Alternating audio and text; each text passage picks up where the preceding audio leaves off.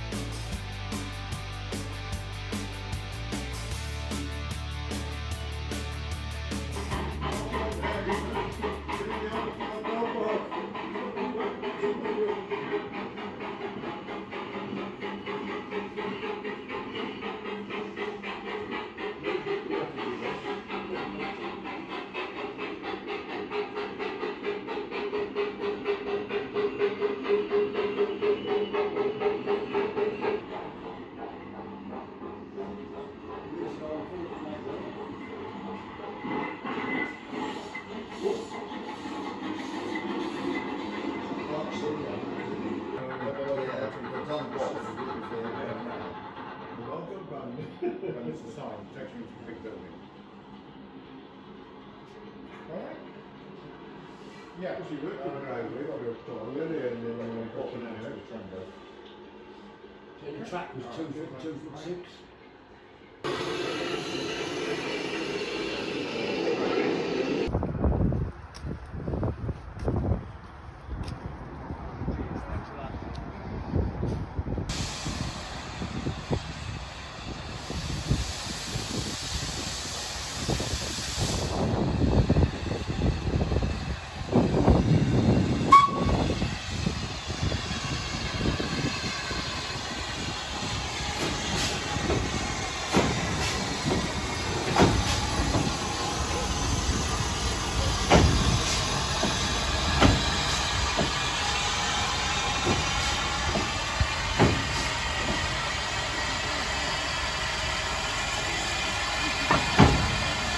Come on, jump. Good girl.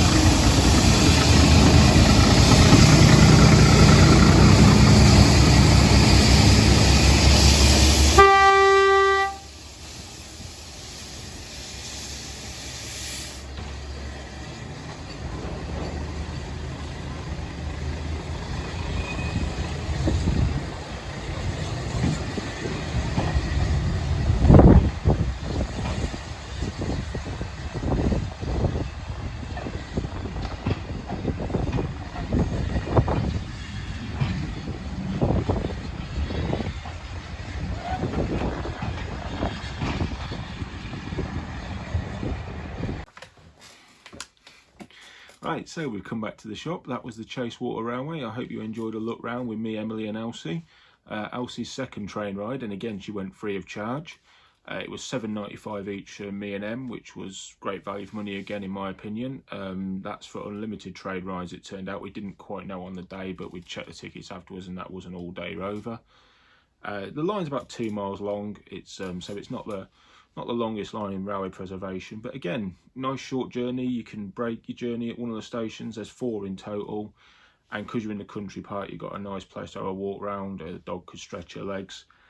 We probably would have done a bit more of that, but we were a bit let down by the classic British bank holiday weather, because you know that's Great Britain for you, isn't it? 3 or 4 weeks of glorious sunshine, and as soon as the bank holiday comes around, it starts raining. But c'est la vie. Yeah, on the note on that as well, that £7.95 included access to the site, the Brown Hill site, which has got the museum, the restoration sheds, the shop, the cafe, which in itself is an attraction without going for a ride on the train. I believe that the access to the site is actually free if you really wanted to, and you've got a very nice cafe at Brown Hills West, which does nice food, hot drinks, etc. Nice dog-friendly cafe as well. There's another cafe at Chasewater Heaths, which again, dog-friendly, food, drinks, main meals, light snacks, all that kind of thing. A sort of thought I had while preparing this segment of the video was, if you were going to Chasewater Country Park, especially on your own, there's a pay and display car park there, which is £3.50 for the day, I think. Whereas if you're going on the Chasewater Railway, the car park's free. So if you're spending £7.95 on a train fare, but you're saving £3.50 on the car park, and that makes it even better value for money, really, doesn't it? I've done quite a bit of the Chasewater Railway down the years. I've done quite a few of their steam galas. We've done a couple of photo charters with 30742, and it's an impressive facility. They're doing really well. Considering back in the 80s and 90s, they were really going through a hard time. It's really impressive to see them turn things around. In preparing for this article, I actually read that they closed from 1982 to 85 completely, because, not completely, but stopped offering train rides and the like, because they were having such a tough time with things. And I remember in the 90s, I used to get taken to Chasewater to the Brown Hills West site on my way home from holidays with my grandparents, and it was a very, I don't want to be rude, because I don't, you know, they people are trying. They were trying hard back then, you know. They're trying hard now. Every volunteer, every person who works at Heritage Railway is trying hard, you know.